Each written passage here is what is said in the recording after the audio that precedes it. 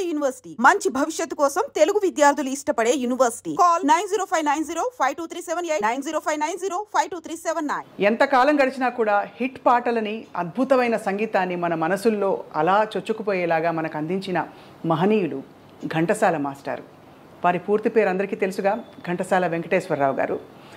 మాస్టారు 50వ సంవత్సరంలో సినీ పరిశ్రమకు వచ్చి ఆ తర్వాత 74 వరకు దాదాపు 3000కు పైగా పాటలు పాడిన విషయం కూడా తెలుసు. దీంతో పాటు 100 సినిమాలకి సంగీత దర్శకత్వం నిర్వహించారు. అంతకుముందు ఏం చేశారో చాలామందికి తెలియదు. దేశభక్తుడిగా వారు దేశం కోసం జైలుకి కూడా వెళ్ళారు. అంతటి గొప్పవారి స్మృతులు తలుచుకోవడం అంటే మనందరికీ అదృష్టం. వారికి 5గురు సంతానం. అండ్ ఈ 5గురు అదృష్టవంతుల్లో ఘంటసాల సుగుణ గారు. సుగుణ గారిని పలకరించి ఘంటసాల మాస్టర్ జ్ఞాపకాల్లోకి వెళ్దాం కదా ఇవాళ. నమస్కారం సుగుణ గారు. నమస్తే.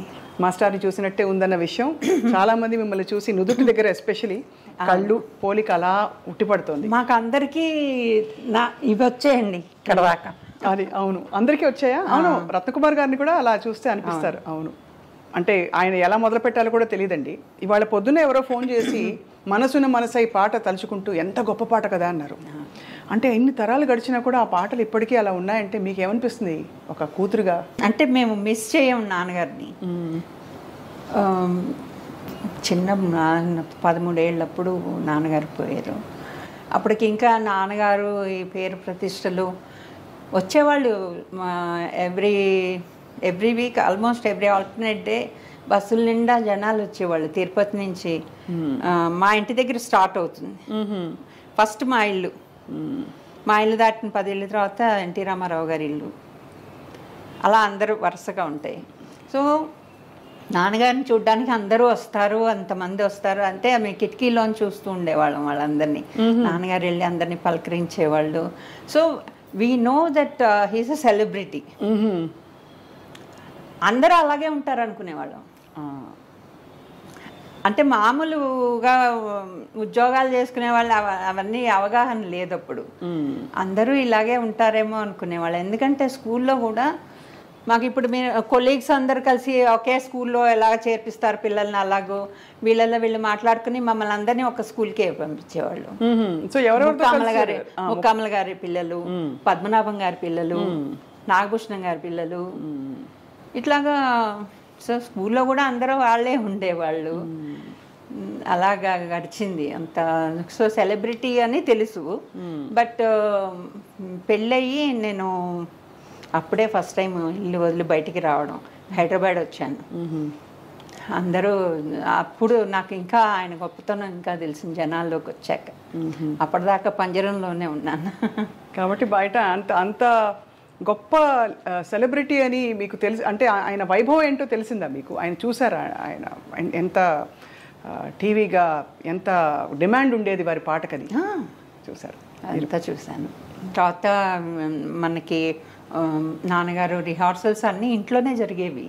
నాన్నగారు రిహార్సల్స్ కోసం అని చెప్పేసి ఫస్ట్ వాళ్ళు ఇల్లు కొన్నప్పుడు, అమ్మ వాళ్ళు ఇల్లు కొన్నప్పుడు చూడడానికి వెళ్ళినప్పుడు ఎవరో ఒక బ్రిటిష్ అతని దగ్గర కొన్నారట ఇల్లు.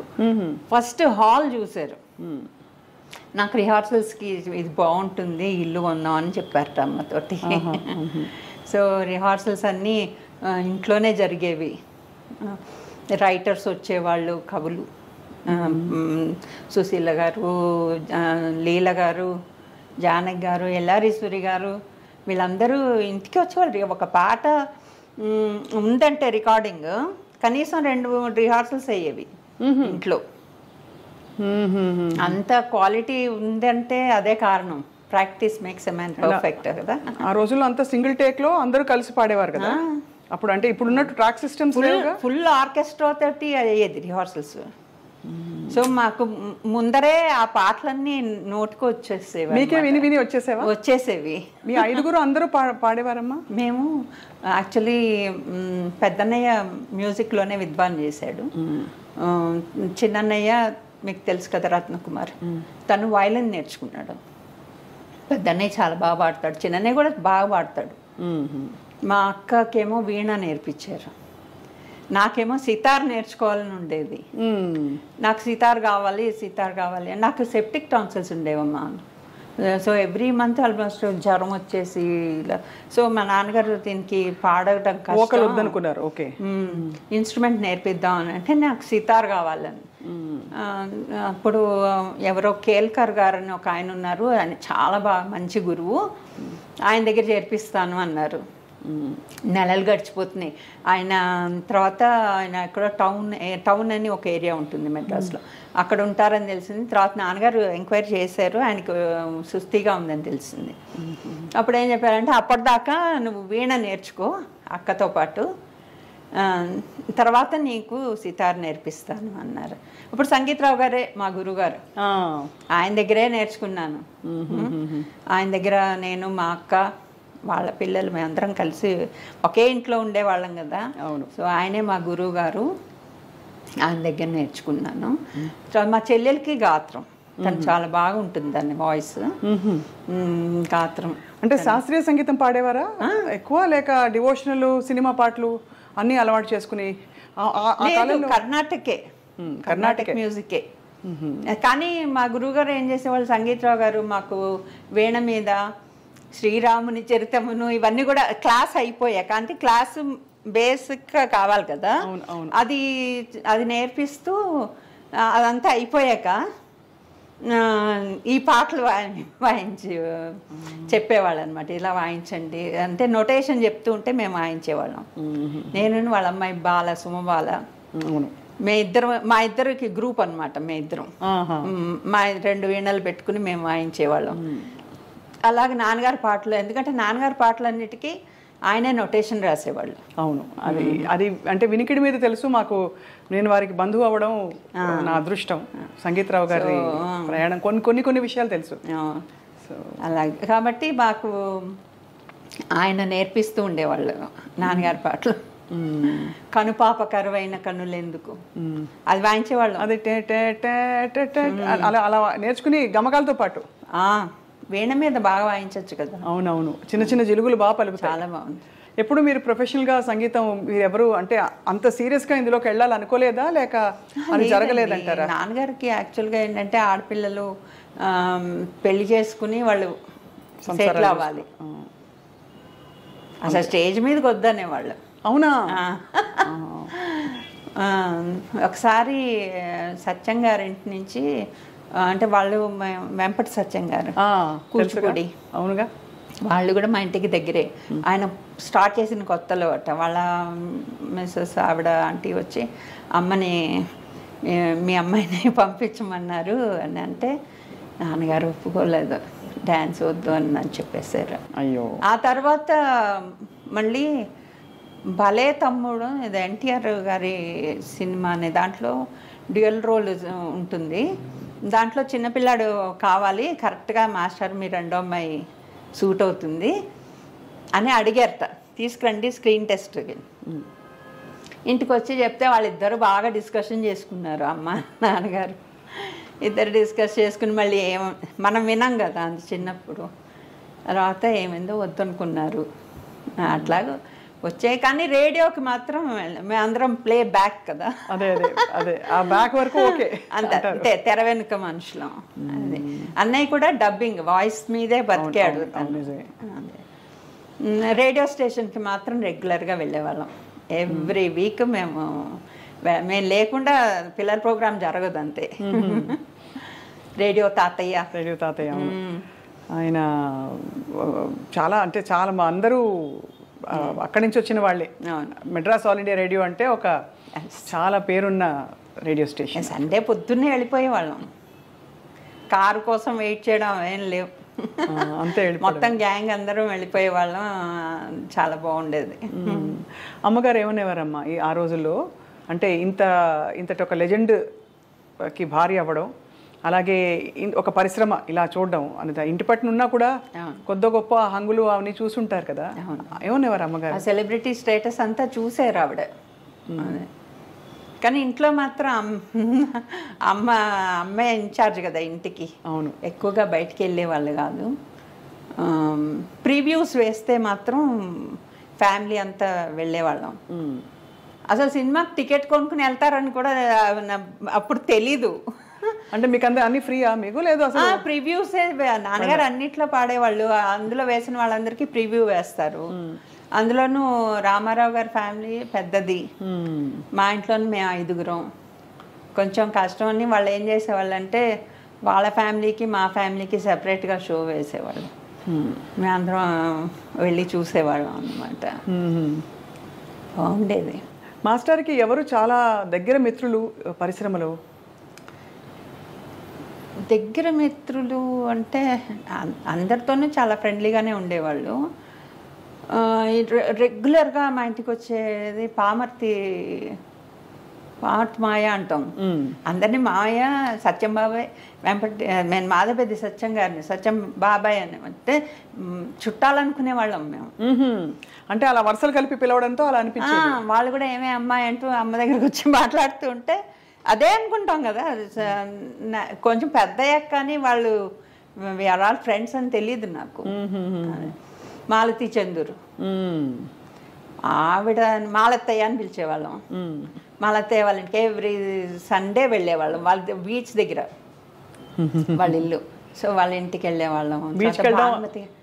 బీచ్కి వెళ్ళడం అన్నది మమ్మల్ని బీచ్లో దింపేసి వాళ్ళేమో మాలతి చంద్రు గారి ఇంటికి వెళ్ళి ఉండేవాళ్ళు కబుర్లు చెప్పుకుంటూ. మా చంద్రు గారు, అమ్మ, నాన్నగారు, వీళ్ళు. శారద గారిని మాలతి చంద్రు గారి సిస్టర్, ఒక ఎల్డర్ సిస్టర్. మేమంతా ఆడుకుని ఆ తర్వాత డ్రైవర్ మమ్మల్ని వాళ్ళ ఇంటి నిండా చేసాక అంతా పడిపోయేది. అట్లాగా గడిచేది. తర్వాత భానుమతి గారితో కూడా క్లోజ్. భానుమతి గారికి మా అమ్మగారు చాలా ఫ్రెండ్షిప్. వాళ్ళ ఇంట్లో ఆవిడ మా ఇంటికి వస్తూ ఉండేవాళ్ళు. వాళ్ళ ఇంట్లో ఆవిడ ఎక్కువ పూజలు పునస్కారాలు ఎక్కువ చేసేది. సో అన్నిటికీ వెళ్ళేవాళ్ళం. బొమ్మల కొలువు అంటే భానుమతి గారింట్లో చూసి తీరాల్సిందే అనమాట. అంత అందంగా పెట్టేవారు, చాలా బాగా పెట్టేవాళ్ళు. అది మొత్తం ఒక హాల్లో సగం పెట్టి, అంటే వాళ్ళ దగ్గర టెక్నీషియన్స్ కూడా ఉంటారు కదా. సో వాళ్ళతోటి రోడ్లు, లైటింగ్, పల్లెటూరు, అది ఎల్ఐసి బిల్డింగ్ మెడ్రాస్లో, అది అన్ని రెప్లికాస్ ఉండేవి. చాలా బాగా చేసేవాళ్ళు ఆవిడ. సంగీతం నేర్చుకుంటున్నప్పుడు ఇంత లెజెండ్ ఇంట్లో ఉన్నప్పుడు సహజంగానే మనం ఒకసారి నాన్నగారికి వాయించి వినిపిద్దాం, ఆయన మెప్పు పొందుదాం, లేదు ఒకసారి పాట పాడి వినిపిద్దామని మీ అక్క చెల్లెళ్ళు, అన్నదమ్ములందరికీ ఉంటుంది. అలా ఎప్పుడు అనిపించలేదండి. అదేంటో తెలియదు, నాన్నగారు వింటూనే ఉండేవాళ్ళు. ఏమన్నా బాగుంది, అద్భుతంగా అని ఇప్పుడు శంకరశాస్త్రి గారి ఇంట్లో మనం ఊహించుకుంటాం కదా, అలా ఉండేదా వాతావరణం? లేదు, చాలా అలాగే ఉండేది. మాయ, విశ్వమాయ కొంచెం కొంచెం అవన్నీ టచ్ చేశాడు. అవునా? అయితే పొద్దున్నే నిద్ర లేవగానే మేము 8 గంట 8:30కి అలా తయారయ్యేవాళ్ళం స్కూల్కి. సో 7 నుంచి అబౌట్ 8:15, 8:30 దాకా మ్యూజిక్తో దద్దరెళ్ళిపోయేది ఇల్లు. వెనకాతల అవుట్ హౌస్లో ఉండేవాళ్ళు సంగీతరావు గారు. పొద్దున్నే లేచి వెళ్ళిపోయేవాళ్ళం. వెళ్ళిపోయి అక్కడ వీణ వాయిస్తూ వాళ్ళ అమ్మాయి పద్మ పాట. అవును. తర్వాత మేము వీణ, మా చెల్లెల పాట, వీటితో హోరుగా ఉండేది. చాలా బాగుండేది. మార్నింగ్ 8:30 వరకు మ్యూజిక్. ఆ తర్వాత సురేఖ ఉంది కదా, చిరంజీవి గారి వైఫ్, తను కూడా వచ్చేది వీణ నేర్చుకోవడానికి. ఓహో, వీణ నేర్చుకున్నారా? వచ్చింది. తను కూడా వచ్చింది, అక్క వచ్చింది. శోభనాయుడు గారు మా ఎదురుకుండా ఉండేవాళ్ళు. ఎదురుకుండా ఇంట్లో ఆవిడ అప్పుడు డ్యాన్స్ నేర్చుకుంటూ ఉండేవాళ్ళు. అలాగా వచ్చి ఆ ఇల్లు చాలా గొప్ప ఇల్లు. ఇప్పుడు ఆ ఇంట్లో ఎవరన్నా ఉంటున్నారా? లేదండి, అది తీసేశారు. అది అబౌట్ 95, 96లో అది మొత్తం కమర్షియల్ అయిపోయింది ఏరియా. ఓహో, అసలు చుట్టుపక్కలంతా కమర్షియల్ అయిపోయింది. ఉండడానికి కష్టమైంది. ఇలాగే అక్కడ ఉండలేకపోయారనమాట. దాంతో ఇంకా ఇటు పక్క వాళ్ళు కూడా అమ్మేశారు. ఇంకా మధ్యలో వీళ్ళు ఒక్కలే ఉండిపోయి ఇంకా వాళ్ళు కూడా అమ్మేసి అక్కడే కొనుక్కున్నారు. టీ నగర్ వదలలేక అక్కడే కొంచెం లోపలికి ఇల్లు కొనుక్కున్నారు. అసలు మాస్టారు సంగీతాభ్యాసం చాలామంది గురువుల దగ్గర చేశారా మేడం? చాలామంది పట్టాయన సీతారామ శాస్త్రి గారే కదా, ఆయన దగ్గరికే వెళ్ళారు, ఆయన దగ్గరే నేర్చుకున్నారు. అక్కడి నుంచి వచ్చి సాధన. సాధన అక్కడ అంటే ఎందుకంటే సుశీలమ్మ ఒక మాట మొన్న ఇటీవల ఇంటర్వ్యూలోనే అన్నారు, ఘంటసాల మాస్టారి గొంతు లడ్డూలాగా అంత గంభీరంగా అసలు మధురంగా రౌండ్ వాయిస్, చాలా ఆ వాయిస్ కల్చర్ ఎలా అలవర్చుకున్నారని. ఎందుకంటే ఆ తర్వాత అలాంటి గొంతులు రాలేదు మనకు, అన్ని మాడ్యులేషన్ ఒకలాగా ఎక్స్ప్రెషన్స్ ఇచ్చే గొంతులు వచ్చాయి, కానీ అంతటి బరువైన భావం పలికించే గొంతులు అది గాడ్స్ గిఫ్ట్ అంతే, వన్ అండ్ ఓన్లీ. అవును, ఇంకా మనం ప్రయత్నం కూడా చేయకూడదు.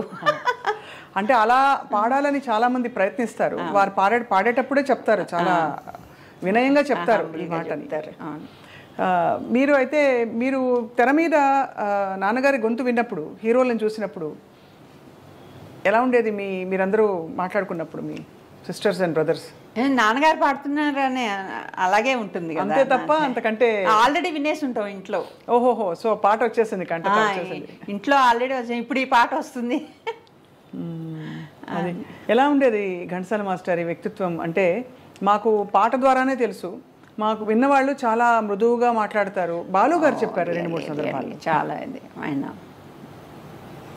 ఎప్పుడు వాయిస్ రేస్ చేసిగా నేను ఎరగను అసలు.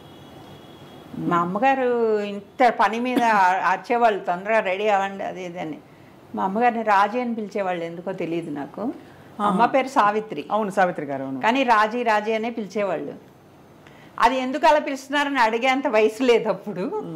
తర్వాత అడిగాం అమ్మని, అమ్మ రాజీ అంటే ఏమో అలా పిలిచారు అని. మమ్మల్ని కేకలేస్తుంటే ఎందుకు కేకలేస్తావు, వాళ్ళని మేము అరవద్దు అనేవాళ్ళు. చాలా ఎప్పుడు చాలా సున్నితంగా ఉండేవారు. ఆ రోజుల్లో బాగా పెద్ద పెద్ద విద్వాంసులు బడే గులాం అలీ ఖాన్ గారా? బడే గులాం అలీ ఖాన్ గారు అంటే అప్పటికి మేము పుట్టలేదు.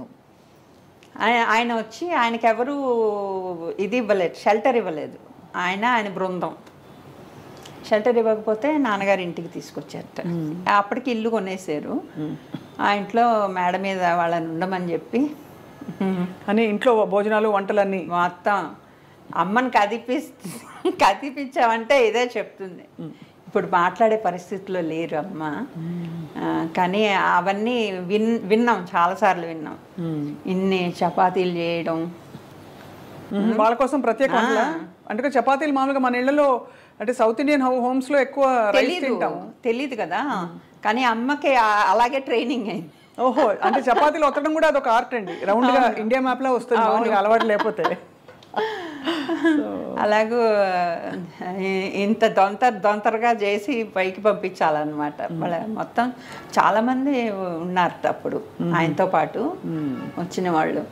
అప్పుడు తర్వాత ఆయన చాలా వెళ్ళేటప్పుడు ఆశీర్వదించి వెళ్ళారు అని అంటారు. అయితే ఆయన చెప్పారు అంటే ఒక చిన్న స్టోరీ ఇది, మరి నాకు పూర్తిగా తెలీదు. అమ్మ ఒకసారి చెప్పింది, అక్కడ పాకిస్తాన్ సైడ్ ఎక్కడో ఆయన ఉండే దగ్గర వెనకాతల ఒక చెట్టు ఉండేదిట, సరస్వతి వృక్షం అని ఏదో అనేవాళ్ళట దాన్ని. నాన్నగారు నేను వచ్చి ఒకసారి నువ్వు దాని కింద కూర్చుని పాడు, ఆవిడ బ్లెస్సింగ్స్ ఉంటాయి, సరస్వతీదేవి నిన్ను ఇది చేస్తుందని చెప్పారట. ఆయన ఇన్వైట్ చేశారు నాన్నగారిని. కానీ నాన్నగారు ఎప్పుడు వెళ్ళలేదు. But this is something I remember about బడే గులాం అలీ ఖాన్. ఆయన మరి నాన్నగారి పాట విన్నప్పుడు ఎలా ఆయనకి ఎలా?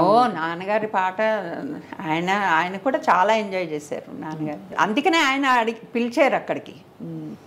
ఆ సరస్వతీదేవి దేని కింద నువ్వు కూర్చుని ఒకసారి పాడాలి అని చెప్పేసి, అది ఎన్ని జన్మలు ఎత్తినా నీకు ఆ కంఠం ఉండిపోతుంది, ఆ చెట్టు పవర్ అది, రమ్మన్నారట. ఇంత సంగీతం తెలిసిన నాన్నగారు ఘంటసాల వెంకటేశ్వరరావు గారు ఎప్పుడైనా అంటే కచేరీలు చేయడం, శాస్త్రీయ కచేరీలు చేయడం ఆనవాయితీ ఉండేదా ఆ రోజు? అది ఒకటి అంటే రాగాలాపన, మనోధర్మ సంగీతంతో ఆయనకి కొన్ని పాటలు పాడితే కొంచెం ఫీల్ అయ్యే వాళ్ళు ఇంటికి వచ్చి, ఇలాంటి పాటలు పాడాల్సి వస్తుంది అని. ఓహో, అంటే కొంచెం మాస్ పాటలా సాహిత్యాలు అవి, కానీ అన్నిటికీ అంత జస్టిస్ చేయడం అది తర్వాత. కానీ ఏంటంటే కర్ణాటక ప్రాక్టీస్ చేస్తే గొంతు బేస్ వచ్చేస్తుంది. లీల గారికి చెప్పేవాళ్ళు, నేనే విన్నాను చాలాసార్లు. కర్ణాటక కచేరీలు చేసేవాళ్ళు ఆవిడ. నువ్వు చెయ్యొద్దు, బేస్ ఎక్కువైపోతుంది, లలిత సంగీతానికి పనికిరాదు, సినిమా మ్యూజిక్కి పనికిరాదు, నువ్వు ఎక్కువగా కర్ణాటక ప్రాక్టీస్ చేయకు అని చెప్పడం నేను విన్నాను. కానీ ఆవిడ ఎక్కువగా కర్ణాటక కచేరీలు చేసేవాళ్ళు. మా అన్నయ్య కూడా వెళ్ళేవాడు ఆవిడతో పాటు. ఎవరి కాంబినేషన్లో ఘంటసాల గారి పాట మీకు అంటే ఆయన తనయ్యగా ఒక సంగీతం తెలిసిన వారిగా బెస్ట్ అనిపించేది? ఎందుకంటే హేమీలందరూ అందరితో పాడారు. అంటే అప్పట్లో వాళ్ళు హేమీలు అప్పుడప్పుడే అవుతున్నారు, కానీ ఇప్పుడు మాకు చూసే వాళ్ళందరికీ అందరు లెజెండ్స్ కదా అనిపిస్తుంది. కాబట్టి సుశీల గారు ఘంటసాల గారు అంటే కాంబినేషన్ చాలా స్వీట్ వాయిస్ ఆవిడ. అబ్బో, అసలు ఆ మాధుర్యం ఇంకా రాదు. అమోఘం. మీరు అన్నమాట వాస్తవం. కానీ గొప్ప విశేషం, కానీ ఎల్ఆర్ఈశ్వర్ గారితో పాడిన పాటలు వింటే అసలు ఎంత డల్గా ఉండేవాళ్ళు కూడా హుషారెత్తిపోతారు. ఏ పాట, ఒక పాట ఉదాహరణ ఇస్తారా? ఆకులు పొక్కలు ఇవ్వద్దు, నా నోరు ఎర్రంగ చెయ్యొద్దు, ఆశలు నాలో రేపొద్దు, నా వయసుకు అల్లరి నేర్పొద్దు. అందరి వయసుకి అల్లరే నేర్పించేసేవాళ్ళు. అది రిహార్సల్స్ ఇంట్లో జరిగింది. మధ్య మధ్యలో ఆవిడ లోపలికి వచ్చి వదినా మా అమ్మని వదినా నాకు వేడి నీళ్ళే కావాలని, వాళ్ళు వేడి నీళ్ళు కావాలి అని. కానీ మేము అందరం ఇంట్లో ఉండేవాళ్ళం. ఆవిడ రిహార్సల్స్ అంటే చాలా హుషారుగా ఉండేదన్నమాట. Janaki garu, she's a family friend. Janaki గారును వాళ్ళ హస్బెండ్ రాము అని ఉండేవాళ్ళు. వాళ్ళిద్దరూ అన్ని రికార్డింగ్లు అన్నీ పూర్తి అయిపోయాక ఆవిడవి, అంటే నాన్నగారు పోయాక వచ్చి అమ్మ దగ్గర ఎంత రాత్రి అయినా సరే వచ్చి అమ్మ దగ్గర ఒక గంట సేపు స్పెండ్ చేసి వెళ్ళేవాళ్ళు. ఓహో, అంత ఆత్మీయత ఉండేది. అవును. అలాగే జూనియర్ సముద్రాల గారు, నాన్నగారు పోయిన సంవత్సరం అంతా వాళ్ళ ఇల్లు కోడంబాకం. అంటే ఇక్కడి నుంచి మనకి అమీర్పేట అంత దూరం ఉంటుంది. అక్కడి నుంచి రోజు సాయంత్రం నడుచుకుని వచ్చేవాళ్ళు. వచ్చి అమ్మ దగ్గర రాత్రి 8 గంటల దాకా కూర్చుని తర్వాత ఇంటికి వెళ్ళేవాళ్ళు. వాళ్ళతో ఉన్న అనుబంధం వేరు. వాళ్ళ మనవరాలనే మా అబ్బాయికి చేసుకున్నాం. వాళ్ళు కార్డు మీద సంగీత సాహిత్యాల మేలు కలయిక అని రాశారు వాళ్ళ ఫ్యామిలీ వాళ్ళు. చూద్దాం, వస్తారేమో ఫ్యూచర్లో.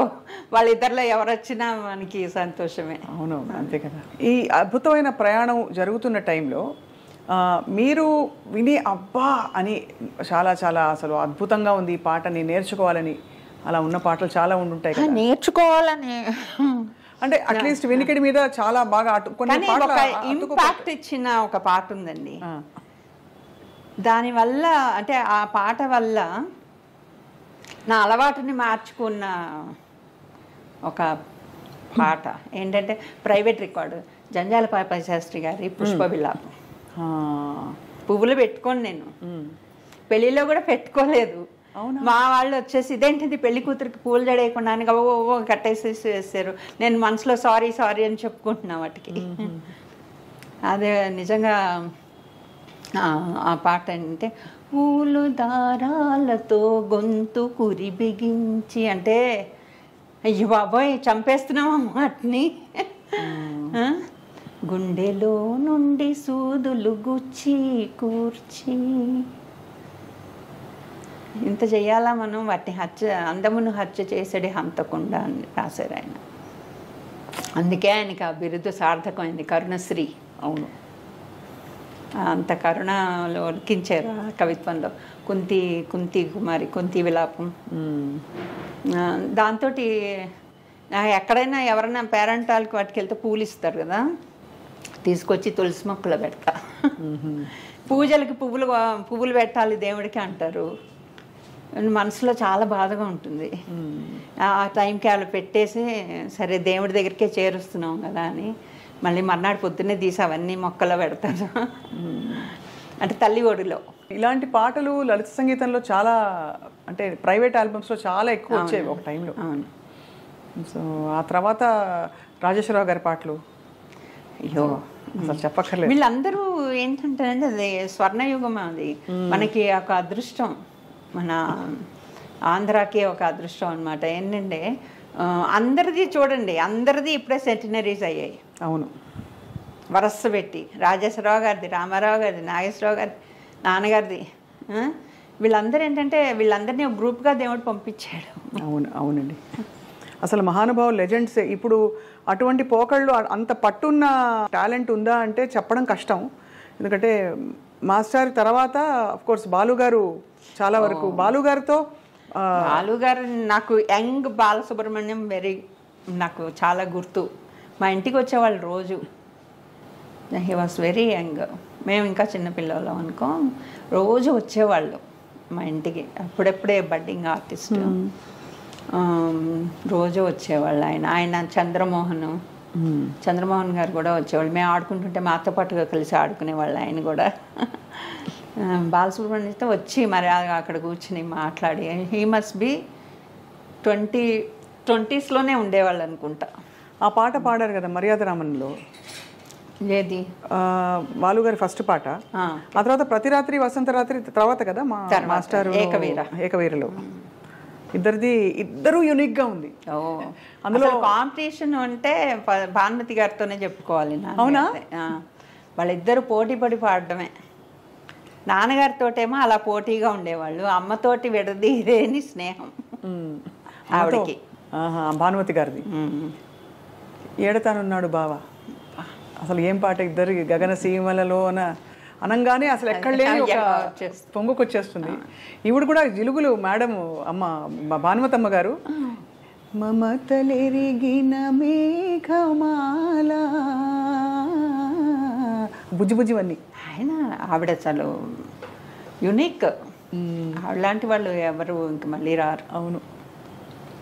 వాళ్ళ ఇంటికి ఎప్పుడు వెళ్ళేవాళ్ళం. బాగుండేది. కానీ మీరు నాటకాలకి, రేడియో నాటకాలకి పరిమితం అవ్వడం మాత్రమే కొంచెం అప్పుడప్పుడు అయ్యో అనిపిస్తుంది. మంచి పాట, సంగీతం మీరు వీణ అంత నేర్చుకున్నారు. నేర్చుకున్నాను. ఇంకా అక్కడతో అయింది. కానీ నాకేంటో నిజంగా అంటే డ్రామాలు కూడా ఈజీగా ఉండేది. అంటే ఒక్కొక్కటి బాగా వస్తూ మళ్ళీ మళ్ళీ పిలుస్తుంటే న్యాచురల్లీ ఇంట్రెస్ట్. ఇప్పుడు వేస్తున్నారా? కంటిన్యూ చేస్తున్నారా ఏమన్నా? లేదండి, ఇప్పుడేం చేయట్లేదు. ఇప్పుడే వీణ ఆ మధ్య కీబోర్డ్ నేర్చుకుందామని ఇక్కడ క్లాసెస్కి వెళ్ళాను. అంటే కోవిడ్ ముందర. అది అనుకుంటే ఆ మాస్టర్ ఏం చెప్పేవాడంటే నొటేషన్స్ చూసి వాయించాలి. బుక్ వాయిస్తుంటే అది కష్టంగా ఉండేదన్నమాట. వాళ్ళ లండన్ స్కూల్ కదా అది. అయితే ఆయన ఏం చేసేవాళ్ళు, ఆయన వాయించి చూపించి, ఇప్పుడు మీరు వాయించండి అంటే, మీరు ఇంకొకసారి వాయించండి అంటే, అమ్మో నేను వాయించండి, నా ఇది చూసి మీరు వాయించేస్తారు, నొటేషన్ చూసి మీరు వాయించాలని. నొటేషన్ చూసి వాయించండి, మీరు ఇంకోసారి వాయించండి అంటే మీరు పట్టేస్తారు మేడం, నేను అలా చేయను అని. అంటే నాకు అలా వచ్చేసేది. ఏదో ఇప్పుడు కొత్త పాటలు ఉన్నాయి కదా. ఏం పాటలు ఇప్పుడు బాగా? మీరు మహేష్ బాబు సాంగ్స్ ఇవన్నీ అవన్నీ కూడా వాయించేసేదాన్ని కీబోర్డ్ మీద. సో అయితే మీకు ఈ ప్రావీణ్యం ఉంది బాగా మీకు, అంటే సంగీత పరికరాలు చేస్తుంది. ఆయన ట్రైనింగ్ కదా సంగీతరావు గారు. ఇంత మాధుర్యం నింపుకున్న ఘంటసాల గారు ఏమి ఇష్టపడి తినేవారు భోజనం? ఆయనకి ఫేవరెట్ వంకాయ కూర. వంకాయ వంటి ఏమిటది కూర? ఇంకా శంకరుడు వంటి దేవుడు, పంకజము వంటి భార్యయు ఏదో నాన్నగారికి వంకాయ కూర, పచ్చి పులుసు అవి ఇష్టం. కింద కూర్చొని తినేవాళ్ళు. ఒకసారి అంటే అమ్మ వచ్చి చాలా స్తోత్రీయ కుటుంబం నుంచి వచ్చింది. అంటే మడి ఆచారం. మా తాతయ్య గారు అంత ఇదిగా ఉండేవాళ్ళు. పెద్ద పులివర అనే గ్రామం. నాన్నగారిదంతా ఆదర్శ స్వభావాలు. ఒకసారి నాకు మనిషి ఎవరు అని నాకు తెలియదు, కానీ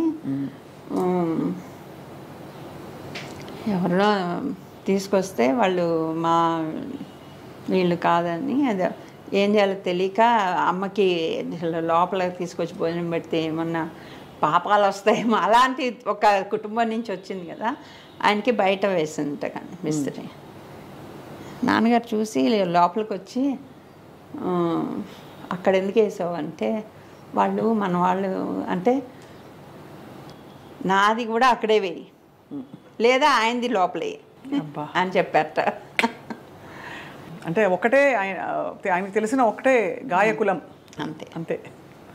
మీరు అన్నారు కదా గులాం అలీ ఖాన్ గారు కూడా అవును. ఆహార వ్యవహారాలైనా చాలా భిన్నంగా ఉంటాయి కదా. అంటే అంతటి ఆదరణ, అంత ప్రేమ, అభిమానం ఉంటేనే కదా వాళ్ళ మీద. సో కళాకారులు అంటే అంత గొప్ప గౌరవం కదా. బాగా పాడేవాళ్ళని చూసి ఏమనేవారు మాస్టారు? ఎంత బాగా పాడుతున్నారు, అద్భుతంగా పాడాడు. అందరినీ మెచ్చుకునేవాళ్ళు, అందరినీ మెచ్చుకునేవాళ్ళు. కొంతమంది ఫ్యాన్స్ ఇంటికి వచ్చి పాటలు పాడుతూ ఉండేవాళ్ళు. పాడుతుంటే ఒకవేళ వాళ్ళు సరిగ్గా అందరికీ అంత సాధన చేసేది రాదు కదా, బాగా పాడేనైనా ఇంకొంచెం ప్రాక్టీస్ చేస్తే బాగుంటుంది అలా చెప్పి పంపించేవారు. మా ఘంటసాల గారు తెరపై కనిపించిన శేషశైలావాస శ్రీ వెంకటేశ ఆ పాట అప్పటికి మీరు చాలా చిన్నవారా, పుట్టారా మీరు? గుర్తులేదు, కానీ తిరుపతికి మాత్రం టైం ఉంది, లీజర్ దొరకంగానే తిరుపతి వెళ్దాం అనేవాళ్ళు. ఆస్థాన విద్వాన్గా ఉన్నారు. అవును. యాక్చువల్గా అది పూర్వజన్మలో నేను కూడా ఏదో పుణ్యం చేసుకున్నాను వల్లే అక్కడ పుట్టాను నేను. నాన్నగారు ఉన్నట్టుండి ఇప్పుడేం పని లేదు, రేపు తిరుపతి వెళ్ళిపోదాం అనేవాడు. వెంటనే కారు వేసుకుని మెడ్రాస్ నుంచి తిరుపతి 3.5 hours అంతే కదా. వెళ్ళగానే అదృష్టం ఏంటంటే ఇలా క్యూలు, స్పెషల్ దర్శనాలు ఇదేం కాదు, మెయిన్ వాకిల్ దగ్గర కారు ఆగేది, వాళ్ళు గొలుసులు తీసేవాళ్ళు.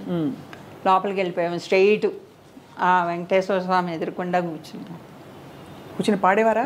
ఏం పాటలు? అన్ని పాటలు, నా వెంకటేశ్వర స్వామి పాటలు అన్నీ 1 గంట సేపు పాడేవాళ్ళు. క్యూ ఇట్లా వెళ్తుంది, మేము మధ్యలో మా ఫ్యామిలీ కూర్చుని ఎదురుకుండా. అది అదృష్టం కదా.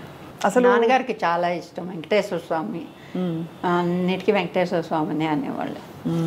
ఒకసారి నాన్నగారు పోయాక ఈయనే రామానుజం గారు సముద్రాల ఎవరో నాడి చదువుతారని చెప్పేసి తీసుకొచ్చారు. నాడి జ్యోతిష్యం మాకు తెలీదు, అమ్మతో చెప్పి తీసుకొస్తా చదివిస్తా అని చెప్పేసి అంటే తీసుకొచ్చి ముందు రూమ్లో తలుపు వేసేసుకున్నారు. వాళ్ళు ఏదో గట్టిగా ఏదో పాడుతూ చెప్తున్నారు. ఈయన తెలుగులో రాశారు రామానుజం గారు. ఆ తర్వాత చెప్పింది ఏంటంటే, అంటే నాడి నమ్మాలో లేదో తెలియదు కానీ ఈ స్టోరీ మాత్రం చాలా బాగుంది. నాన్నగారు పూర్వజన్మలో ఒక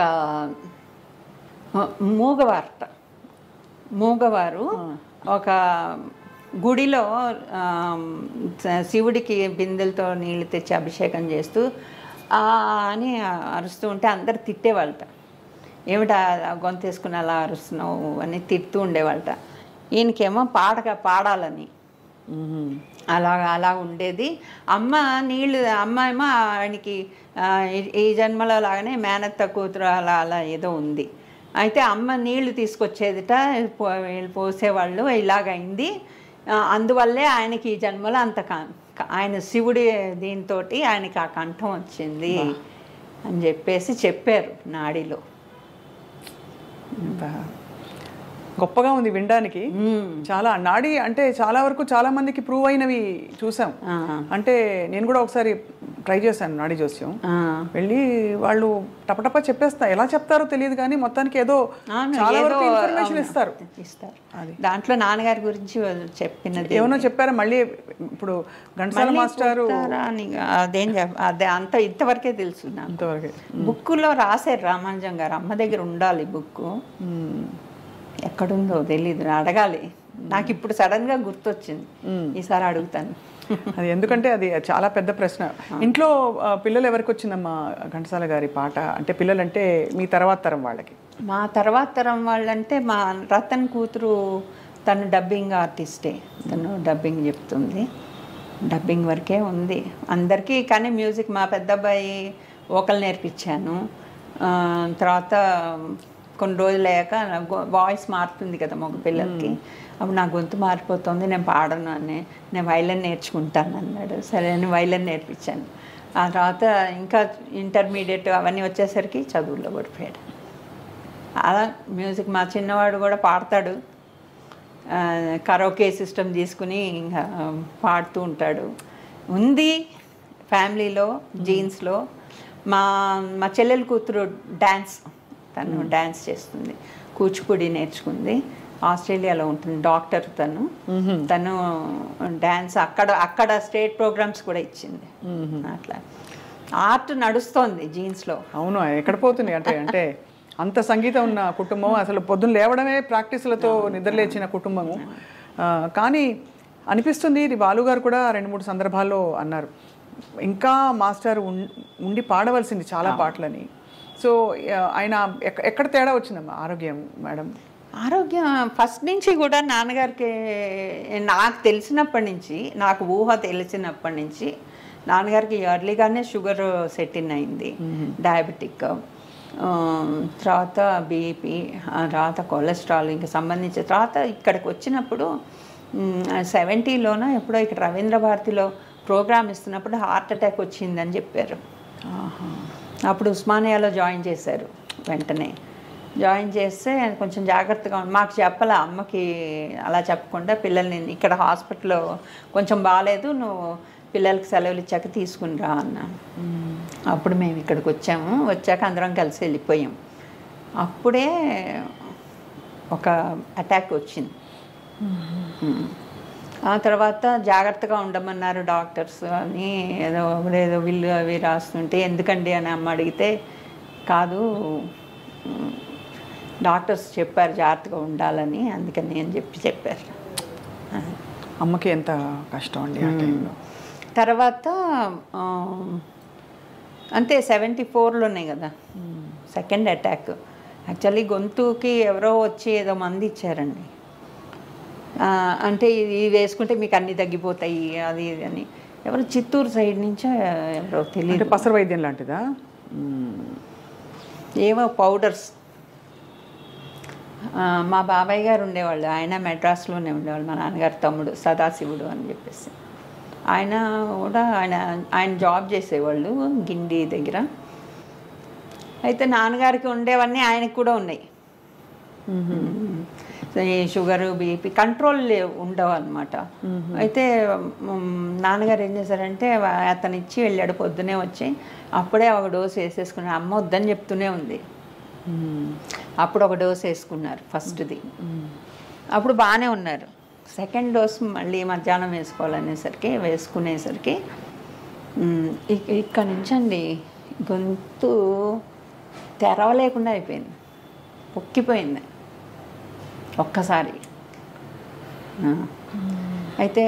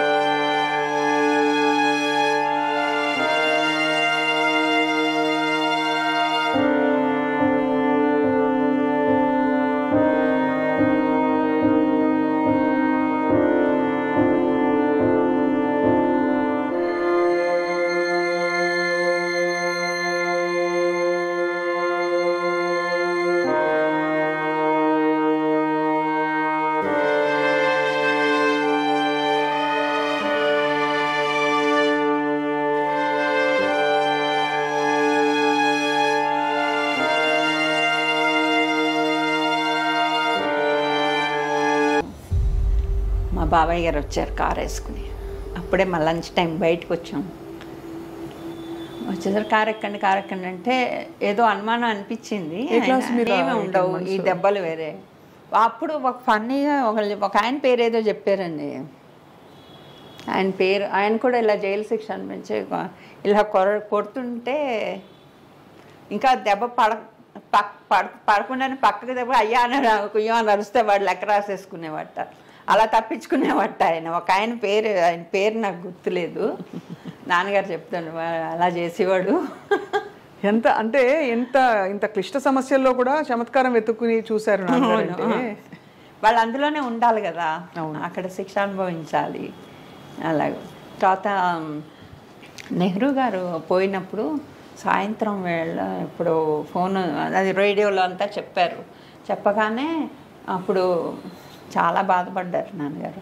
బాధపడమే కాకుండా నాకు బాగా గుర్తు ఆ వెనకాతల బావి ఉండేది. నాన్నగారు తెలియగానే బయట ఎక్కడ ఉన్నారు వచ్చేసారు. వెనక బావి దగ్గరికి వెళ్ళి స్నానం చేసి లోపలికి వచ్చారు. ఆత్మీయులు పోతే చేస్తారు అట్లా. అంత దేశభక్తి. అంటే చాలా ఆత్మీయులు అనమాట. అయితే నెహ్రూ గారితో కలిసారా మహానుభావులందరినీ? ఈ మూమెంట్లో కలిసి ఉంటారు కదా గాంధీ గారిని, నెహ్రూ గారిని అందరినీ. అసలు తర్వాత వచ్చేసారు. ఇంకా సినిమా నా అమ్మతో పెళ్ళయ్యాక సీనియర్ సముద్రాల గారు పులివరు అయింది. ఇలా రత్తయ్య, మా తాతగారి పేరు రత్తయ్య శాస్త్రి. అయితే వాళ్ళ అల్లుడు పాడతాట అంటే ఒకసారి పాడమని చెప్పేసి పిలిచారట. వెళ్ళి పాడితే నువ్వు ఇక్కడ కాదు, నువ్వు మెడ్రాస్ రా, నీకు అక్కడైతే సినిమాల్లో ఇది ఇస్తాను, నేను చూసుకుంటాను రమ్మంటే అప్పుడు ఆయన బయలుదేరి మెడ్రాస్ వెళ్ళారు. వెళ్ళి వాళ్ళ ఇంట్లోనే ఉన్నారు. ఆ తర్వాత కష్టాలు పడ్డారు. ఎవరికి కూడా కష్టపడకుండా ఒకేసారి పేరు రాదుగా.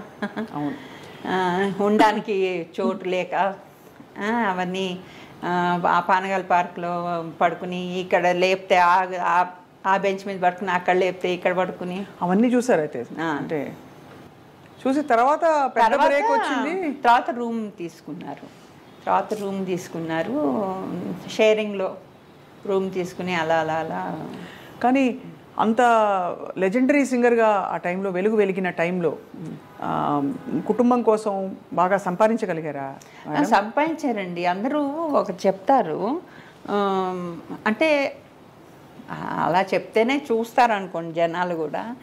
ఆయన సినిమాలు తీసి అన్నీ పోగొట్టుకున్నారు, మొత్తం అంతా పోయింది అది ఇది అని చెప్తారు. కానీ అది ఎప్పుడో మాకు తెలియదు. మేము పుట్టాకైతే కాదు. అది పుట్టాక ఏమి సినిమాలు తీసి పోగొట్టుకోలేదు. అప్పటికి చాలా పీక్లో ఉన్నారు. అవును, మేము పుట్టేసరికి. కాబట్టి మాకు ఆ ఎపిసోడ్ తెలియదు. నాన్నగారి లైఫ్లో డబ్బు లేకుండా కష్టపడడం అన్నది మీకు తెలీదు. పండక్కి కొత్త బట్టలు కొనడం, రొటీన్ గా సెలబ్రేషన్స్ ఉండడం, ఊర్లకు వెళ్ళడం అన్ని చేసేవారు కాబట్టి మీకు తెలీదు. అంటే మేము ఆ ఇంట్లోనే పుట్టాం.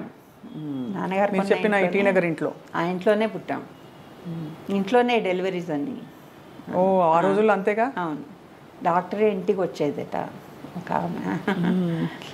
అమ్మగారు నాన్నగారు కలిసి ఎలా ఉండేవారంటే వారు చాలా అన్యోన్యంగా ఉండేవాళ్ళండి. వాళ్ళు అన్నీ షేర్ చేసుకునేవాళ్ళు. నాన్నగారు ఏంటో డబ్బులు తీసుకురా అని బయటికి రాగానే నాకు డబ్బులు చూస్తే నాకు అసలు ఇది నువ్వే చూసుకో అని చెప్పి నా అమ్మ దగ్గరికి ఇచ్చేసేవాళ్ళు. అమ్మ మేనేజ్మెంట్ ఇల్లు, అమ్మ దగ్గర నుంచే మాకు కూడా ఉన్నదాంతో తృప్తిగా బతకడం అలవాటైంది. అవును, అది స్త్రీ లక్షణం, అంటే మంచి గృహిణి లక్షణం అని చెప్తారు కదండి. అవన్నీ అమ్మ దగ్గర నుంచే వచ్చాయి. ఊరికినే ఇంత కావాలి అంత కావాలి. అమ్మ పాడేవారా కొంచెం అయినా?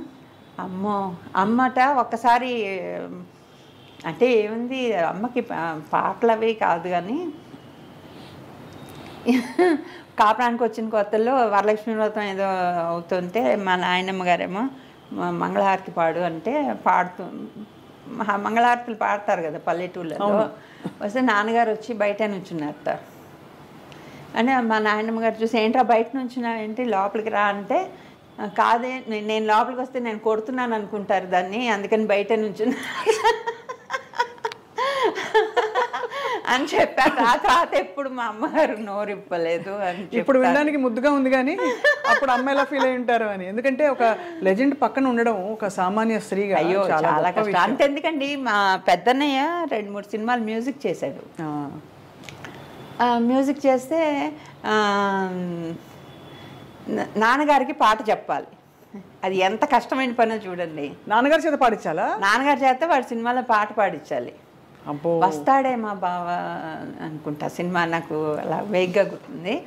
అయితే ఇంట్లో తిరుగుతున్నట్టు ఆ నాన్నగారేమో ఇక రేపు రికార్డింగ్ వారం ముందర నుంచి ఎదురు చూస్తున్నారు. వాడు నాన్నగారు వస్తే అటు తిరుగుతాడు ఇటు తిరుగుతాడు. ఇంక చివరికి అమ్మ దగ్గరికి వెళ్ళి నీ కొడుకు నాకు పాట చెప్తాడా చెప్పడా అని అడిగారట. అడిగితే అప్పుడు మా అన్నయ్యని పిలిచి పాట చెప్పరా నాన్నగారికి పాట చెప్పకపోతే రేపు ఎలా పాడతారు అని అంటే నాన్నగారు రూమ్లో కూర్చున్నారు. మేమందరం బయట కూర్చుని ఉన్నాం. వాడు లోపలికి వెళ్ళాడు. వెళ్ళిన 2 నిమిషాలకి ధోపని పెద్ద చప్పుడిని వినింది. అందరూ పరిగెట్టారు ఇంట్లో. చూస్తే వాడు కళ్ళు తిరిగి పడిపోయాడు భయంతో.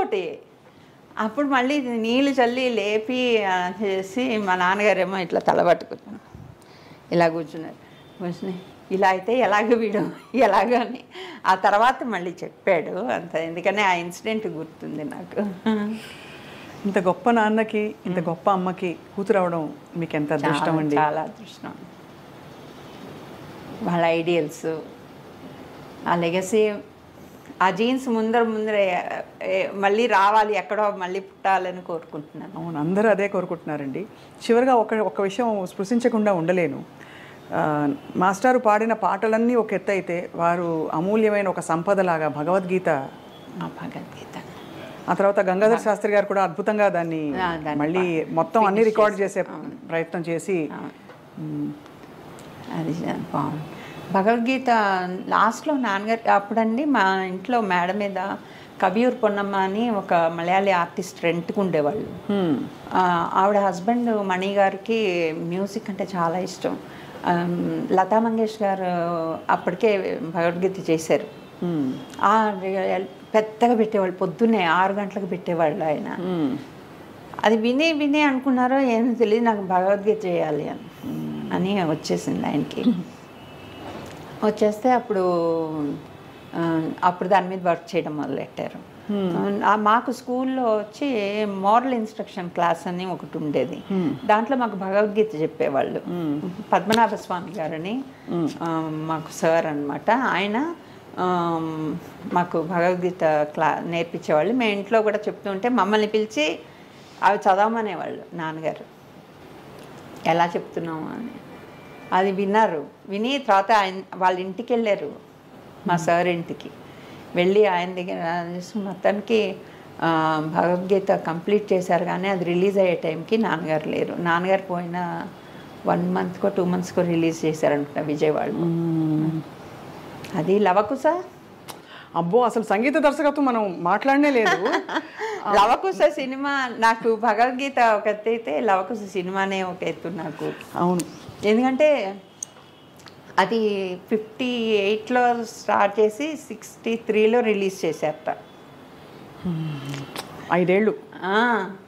5 ఏళ్ళు ఆ పాటలు, సుశీల గారిని లీల గారిని అరగేసి మొత్తం ఆ గొంతులు, ఒక్కొక్క పాట ఇప్పటికీ అలా మిగిలిపోయాయి. అంటే అవి ప్రామాణికాలు అయిపోయాయి. ఇప్పుడు ఏ రియాలిటీ షో చూసినా ఆ పాటలు పాడగలిగేవాళ్ళు. సుశీల గారిని కదిపితే ఘంటసాల మాస్టారు నేను ఇలా ఉన్నానంటే ఆయన ఈరోజు నాకు దీనికి ఆయనే కారణం అనేసి వినుడు రామాయణ గాథ అంటారు. అవును, ఆవిడ లవకుశ దగ్గరే ఆవిడ మనసు అక్కడ అలా ఉండిపోయింది. అవును, ఎందుకు మొన్న మేము చూపిస్తాను ఇంటర్వ్యూలో ఇలాగే ఇదే మాట చెప్పారు, వినుడు. నాకు దాంట్లో అంటే లిరిక్స్ అన్నీ కూడా రాసేయమంటే మొత్తం రాసేస్తాను నేను. అంటే making of VR by products of Lavakusha. ఎందుకంటే మేకింగ్ ఆఫ్ లవకుశలోనే మేము పుట్టాం. అది ఆ పాటలు మా ఇంట్లో నేను, రామారావు గారి ఇంట్లో బాలకృష్ణ, మేమందరం అప్పుడు పుట్టిన వాళ్ళమే. ఆయన చూస్తే ఒకవేళ చెప్తాను ఆయనకి కూడా, you are also by product of లవకుశలో రాముడి క్యారెక్టర్లో ఆయన ఒదిగిపోయి అందులోంచి ఉద్భవించిన బాలకృష్ణ.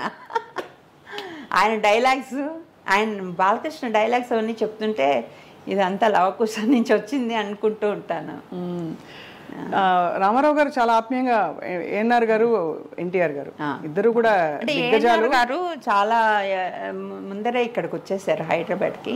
రామారావు గారు అయితే అక్కడే ఉండేవాళ్ళు, క్లోజ్గా ఉండేవాళ్ళు. వాళ్ళ పిల్లలు మేమందరం కలిసి ఆడుకునే వాళ్ళం. పురంధేశ్వరి మేమందరం మా ఇంటికి మా ఎదురుకుండా యు విశ్వేశ్వరరావు గారు అని ఉండే, వాళ్ళ పిల్లలు శాంతి, మంజు, శాంతియే వీళ్ళ కోడలు అనుకుంటా, రామారావు గారి కోడలు.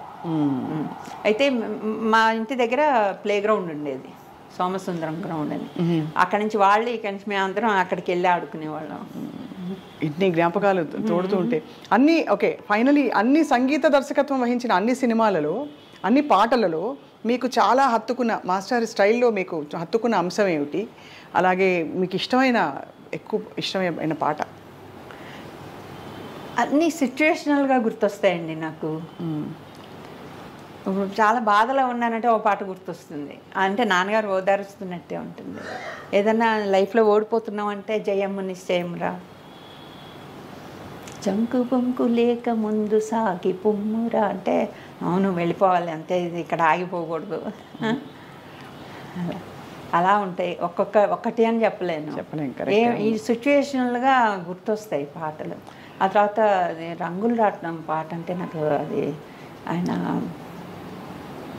ఒకే ఒక పాట రాశారట ఆయన, భుజంగరాయ శర్మ గారు. వెంపటి గారికి ఆయనగా రాశారు ఆ పాట. ఆయన రాసిన పాట నాకు ఎంత ఇష్టమో. ఏ పాటది?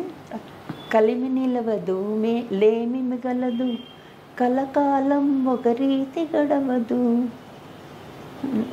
నవ్విన కళ్ళే చెమ్మగిల్లగా వాడిన బ్రతికే పచ్చగిల్ల, ఇంతేరా ఈ జీవితం తిరిగే రంగుల రాట్నం. మీనింగ్ఫుల్ సాంగ్ అండి. ఎన్ని సంవత్సరాలైనా ఏ జనరేషన్ కన్నా సరే అది ఒకసారి వినాలి అంతే. வேற லாங்குவேஜஸ்ல பாடவே இல்லையா? நிறைய பாடிருக்காங்களா? தமிழ்ல பாடிருக்காங்க, தமிழ்ல பாடிருக்காங்க, தமிழ்ல தேவதாஸ் சாங்ஸ் எல்லாம் பாடிருக்காங்க. ஆனால் வந்து அந்த எங்களுக்கு అంటే మేము వింటే నవ్వేవాళ్ళం. ఓహో, నాన్నగారి తమిళ్ రాదు, తమిళ్ తెలుగులాగా ఉంది అని అంటూ ఉండేవాళ్ళు. అవునా, కొంచెం అటెంజ్ వచ్చేసింది కన్నడలో పాడారు. బట్ ఎంతైనా మన తెలుగు వారి సొత్తు సంపద ఘంటసాల గారు, మేము ఇవ్వం అంతేగా. అంతే. చాలా గొప్పగా ఉందండి అసలు వింటూ ఉంటే. ఇప్పుడు మళ్ళీ ఆ పాటలన్నీ ఒక్కసారి అన్నీ పెట్టుకుని వినేసేయాలని, అంత గొప్పగా ఆ రోజుల్లోకి తీసుకువెళ్ళి చాలా ఆత్మీయమై మీ చాలా వ్యక్తిగతమైన విషయాలు కూడా పంచుకుని మాకు అవకాశం ఇచ్చినందుకు సుగుణ గారు మీకు రుణపడి ఉంటాం. ఎందుకంటే తర్వాతి తరాల వారికి చూసి నేర్చుకోవడానికి ఎన్ని విషయాలు ఉన్నాయి ఇందులో. ఇవాళ మీరు చెప్పిన అంశాలలో ఆ బయట నాకు కూడా అక్కడే భోజనం పెట్టు, లేదు ఆయనకు లోపలికి పెట్టు అని చెప్పడంలో ఆయన ఎంత వసుదైక కుటుంబంలో చూసేవారు అందరినీ, అది అర్థమైపోతుంది. ఆయన సున్నితత్వం కావచ్చు, పాటకు ఆయన చేసిన సేవ.